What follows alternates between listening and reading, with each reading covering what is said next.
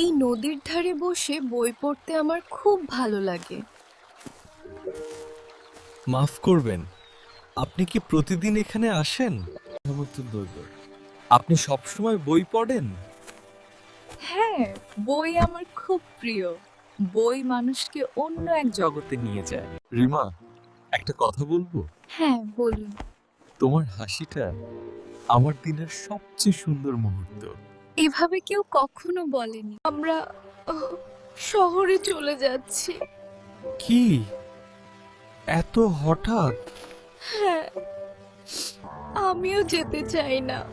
এটা তোমার জন্য একটা ছোট ডায়েরি। ডায়েরি?